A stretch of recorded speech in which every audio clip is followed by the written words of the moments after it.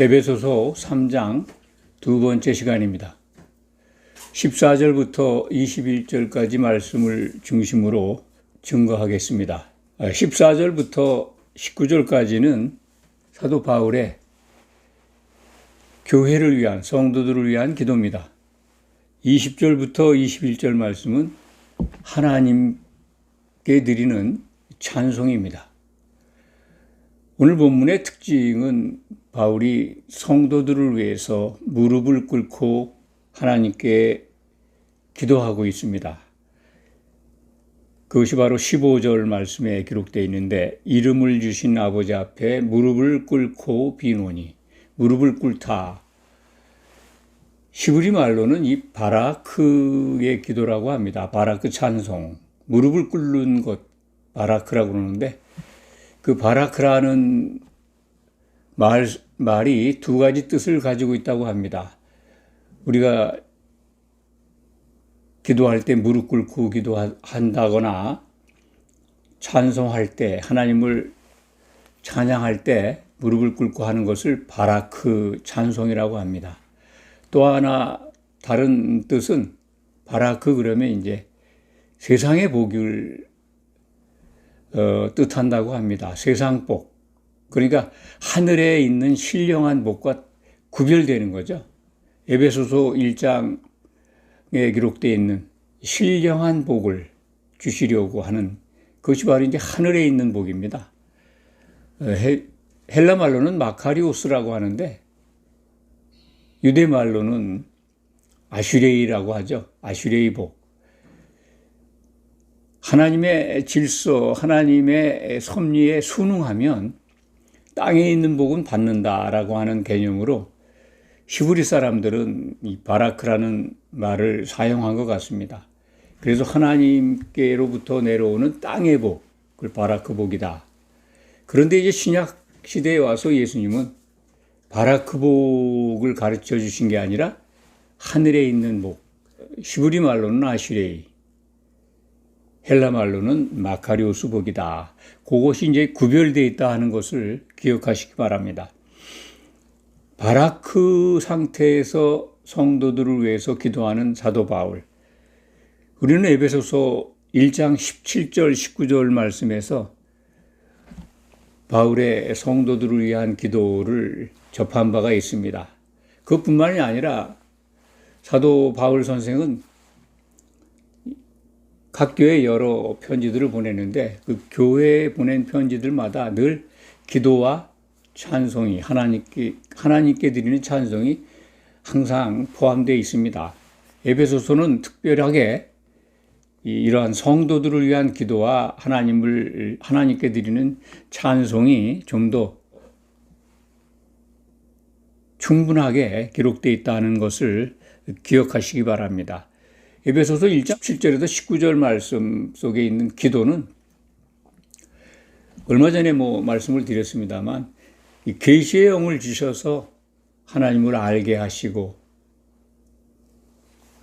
그리스도를 알고, 이런 내용이 핵심적인 기도 내용입니다.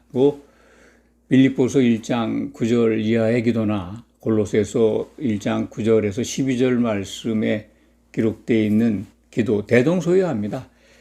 이 사도의 성도들을 위한 기도는 하나님을 알게 해 주십시오.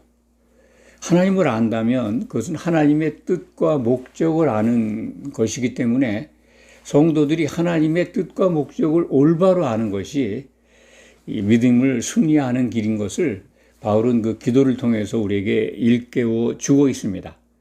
오늘 말씀 속에 14절부터 19절 속에 무릎을 꿇고 바라크 상태에서 하나님께 빌고 있는 그 내용 또한 지금 말씀드린 것과 마찬가지로 하나님을 알고 그리스도를 알고 그 내용이 다 포함되어 있습니다. 그런데 조금 더 구체적인 내용을 오늘 본문에는 담고 있다.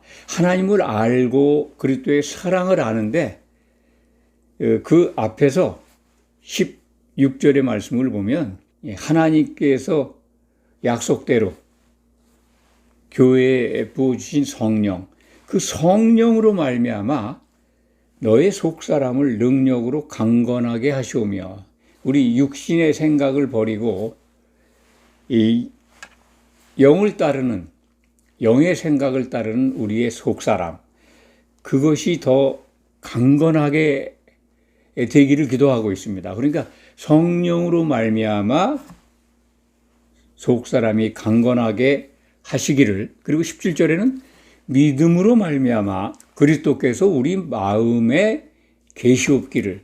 요것은 이제 믿음이라고 하는 것은 그리스도의 믿음이라고 말씀을 드렸습니다. 그리스도를 향한, 그리스도 안에 있는 믿음을 우리가 받고 그 믿음을 따라서 예수 그리스도께서 너희 마음들에, 각자 마음들에 계시게 하옵소서, 그런 뜻인데, 너희라고 하는 건 교회죠. 교회에 들어와 있는 지체들, 그 지체들 각자의 마음속에 믿음 때문에, 그리스도께서 주신 그 믿음 때문에 예수 그리스도께서 우리 안에 계시기를 기도하고 있는데, 예수님을 각자 모시고 살게 해 주십시오라고 하는 그러한 기도, 그러한 내용으로 오해하는 분들이 많습니다. 예수님 그 자신은 셋째 하늘 하나님 보좌에 앉아 계십니다. 그러면 교회에 우리들 마음속에 오시는 분은 누굴까? 성령이시죠. 그러니까 믿음으로 말미암아 성령의 역사를 통해서 예수님의 생각을 갖게 해주시기를 원하는 기도입니다. 정확하게 설명을 드리면, 예수님 그 인격이 오셔가지고 우리 안에 있는 것이나, 성령 한 분 한 분이, 성령이 여러 분으로 이해하죠. 각자 자기 마음속에 들어와서 각자의 인격과 접촉하는 걸로 그렇게 가르치고 그렇게 이해하는 분들도 있습니다. 또 신약 성경을 보면 그렇게 이해할 수도 있겠다라고 하는 문맥상에, 성경의 기록상에 그러한 그 어려움도 있습니다만, 성령을 접촉하는, 성령이 스며드는 거죠. 성령 한 분이십니다. 그것을 에베소서 4장 3절 이하에서 우리는 만나게 되는데, 다음 시간에 우리가 살펴볼 겁니다. 성령은 한 분이십니다. 그 교회에 오셔서 역사하는 것은 성령의 역사 방법이죠. 그러니까 큰 웅덩이에, 성령이 계신 웅덩이에 거기에 들어와 있는 사람들은 같이 성령의 물을 마시게 되는 거죠. 그러니까 그 성령의 인도함을 따라서 예수님이 어떤 분이신가를, 예수님의 생각을 갖게 해달라, 곧 예수님을 알게 해달라는 것과 똑같죠. 하나님을 알게 해달라고 기도하신 에베소서 1장 17절에서 19절 말씀이나 빌립보서 1장 9절 이하의 말씀, 골로새서 1장 9절 이하의 그 기도 속에 있는 것과 거의 유사한 내용입니다. 그러니까 예수님이 우리 안에 계시게 하옵소서라고 하는 이 기도의 문맥을 오해하지 마시기 바랍니다. 각자가 예수님을 모시고 있는 것으로 이게 참 이 잘못된 해석 또는 가르침, 이것 때문에 각자가 신부가 되어 있고 각자가 교회로 또 변질돼 가는 그런 계기를 주고 있습니다. 이거 참 안타깝습니다. 이것을 정말 이 성도들이 올바로 알았으면 좋겠습니다. 그리고 이제 17절과 18절 이하의 그 19절까지는 예수님 안에 있는 아가페 사랑을, 그것을 알게 해달라고 기도하고 있습니다. 예수님께서 우리에게 주신 십자가에서 이루신 그 믿음 안에 있는 사랑, 하나님께만 있던 사랑이죠. 그것을 우리에게 보여주셨고 우리로 하여금 갖게 하셨습니다. 그것을 받아들이게 하셨습니다. 이것은 성령 안에 있는 사랑이기 때문에 우리가 성령과 관계 없는 신앙생활을 한다면 이 사랑을 만지지도 못하고 또 접촉하지도 못하고 그런 것을 또 공유하거나 서로 나눠주는, 공급하는, 서로 사랑을 할 수가 없습니다. 18절 말씀을 보면 이 모든 성도와 함께 지식에 넘치는 그리스도의 사랑을 알고, 성령이 주시는 지식이 있지 않으면 그리스도의 사랑을 알 수가 없습니다. 그 사랑의 그 정도, 여기서 보면은 19절 말씀에 보면 넓이, 길이, 높이, 깊이, 이것을 깨달아 하나님의 모든 충만하신 것으로 너희에게 충만하게 하시기를 구하노라. 성령이 충만하게 역사하면 그리스도의 사랑에 대한 넓이와 길이와 높이와 깊이를 알게 됩니다. 성령 외에서 이것을 지식적으로 안다면 설명할 수가 없습니다. 성령 다 알죠. 그 이름도 알고 그분이 어떤 분인지도 아는데 그것을 경험하지 못하면 전혀 엉뚱한 소리를 한다든지 인간적인 노력과 열심으로 행하는 것을 이 아가페 사랑으로 착각할 수도 있습니다. 그리스도께서 주시는 성령 안에서 그리스도의 사랑을 알아야 합니다. 그래서 성령이 주시는 그 열매를 9가지로 이해합니다만 갈라디아서 5장 22절 말씀이죠. 성령의 열매는 사랑입니다. 하나입니다.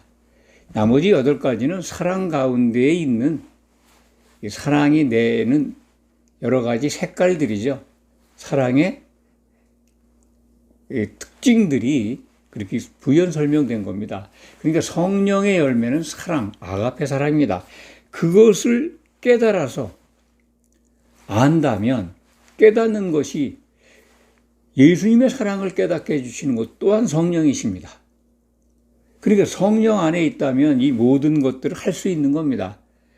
이 기도의 내용 핵심이 뭐냐면 성령 안에서 그리스도의 사랑을 알고 그래서 믿음을 지켜서 이기는 자 되라는 것, 그것이 설명은 안 돼 있지만 그것을 내포하고 있습니다. 오늘 기도의 이 마무리가 어디서 정리되냐면 에베소서 4장 3절입니다. 평안에 매는 줄로, 그러므로 평안에 매는 줄로 성령이 하나 되게 하신 것을 힘써 지키라. 성령 안에 이러한 것들을 알아서 믿음을 지켜가야 되는데 그 성령이 하시는 일은 사랑을 공급하고 그리스도를 알게 하시는 것은 하나 되게 하려는 것이다. 그런 말씀입니다. 뭘로 하나 되느냐? 늘 강조합니다. 이것이 가장 중요한 이 사도들의 교훈이고 하나님이 우리에게 주신 이기는 자 되는 비결입니다. 성령이 하나 되게 하시는 것을 지켜라. 곧 하나 된다는 것은 예수님의 생각으로, 예수님을 향해서 믿는다면 예수님이 어떤 분인가를 알게 되고 그분의 생각이 무엇인가, 그분이 우리를 향해서 바라는 게 무엇인가를 알게 됩니다. 그렇다면 우리의 믿음은 흔들림 없이 올바른 길을 가게 됩니다. 그것을 기도를 통해서 무릎 꿇고 바라크의 기도를 통해서 사도가 편지 속에서 하고 있습니다. 사도들 바울 사도뿐만 아니라 베드로 또는 다른 사도들 다 우리들에게 보낸 편지 속에서 하나님을 찬송하고 성도들을 위한 기도를 합니다. 특히 사도 바울은 교회에서 예배 후에 늘 목사님들이 마무리 기도하는 축도의 원형을 고린도 후서 13장 맨 마지막 절에 기록해 놨죠.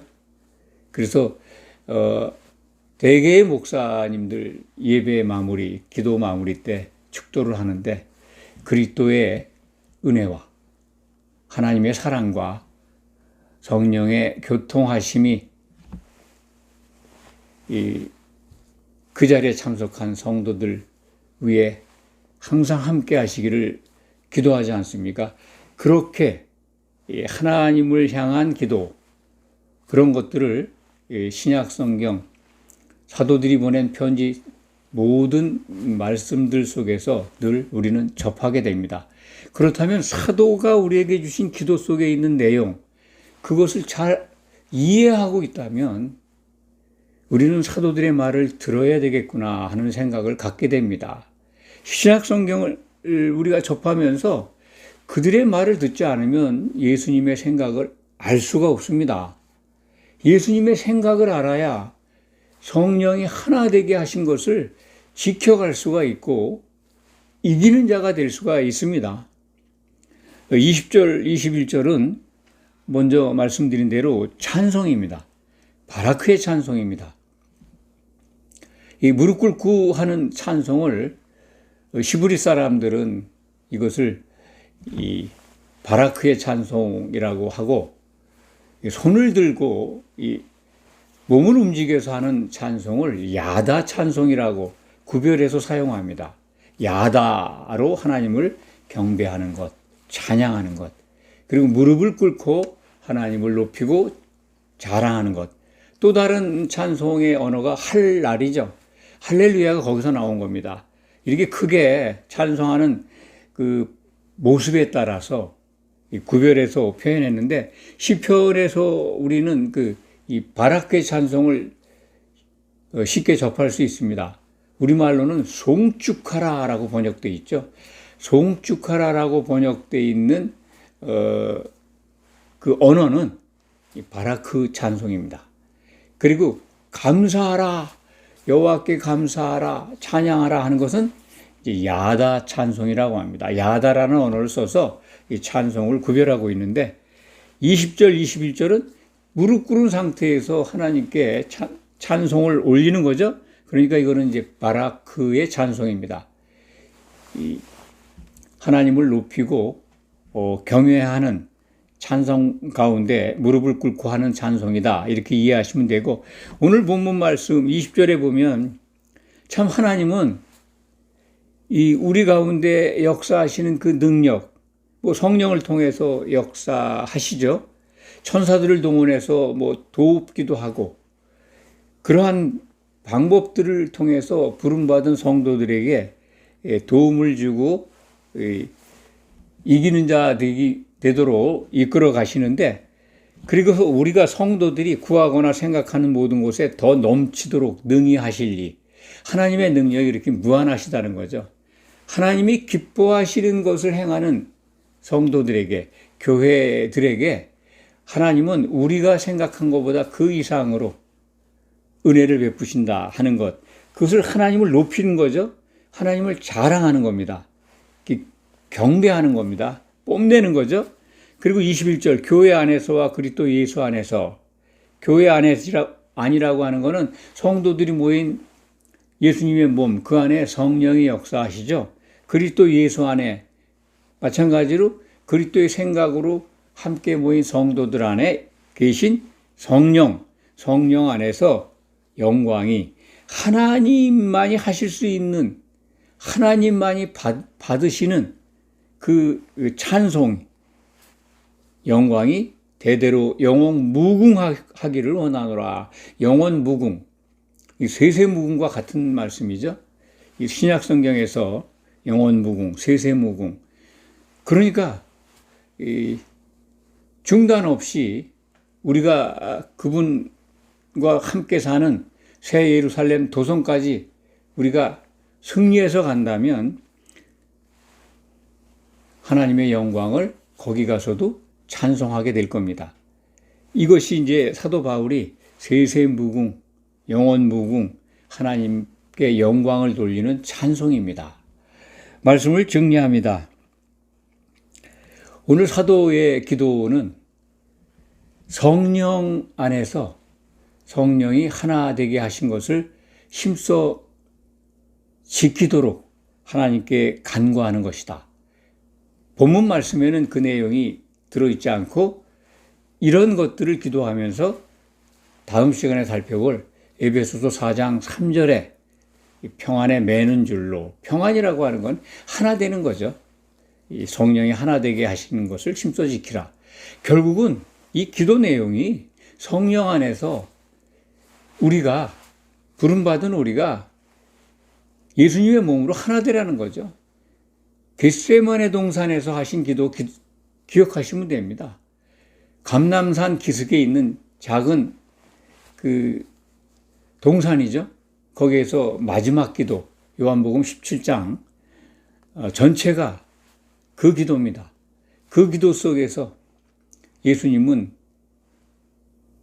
우리를 위해서 하나 되게 하시기를 기도하셨습니다. 먼저는 사도들이 하나 되게 하시기를 기도하셨고, 그 후에 사도들의 말을 듣고 부름받은 성도들, 예수님을 향해 나올 성도들을 위해서 하나 되게 하시기를 기도하셨습니다. 그런데 하나 되게 해주시는 보혜사 성령을 교회에 보내주심으로써 그 일을 지금 실천해 가고 계십니다. 하나님 아버지께서 성령을 보내주셔서 예수님의 기도대로 우리는 교회 안에서 성도가 서로 사랑함으로써 성령이 하나 되게 하신 것을 지켜나가고 있습니다. 이것을 꼭 이루어야 이기는 자가 됩니다. 오늘 본문 말씀에서도 우리의 믿음의 승리를 기도하고 있는 사도 바울의 간절한 간구와 호소를 기억하시기 바랍니다. 기도하겠습니다.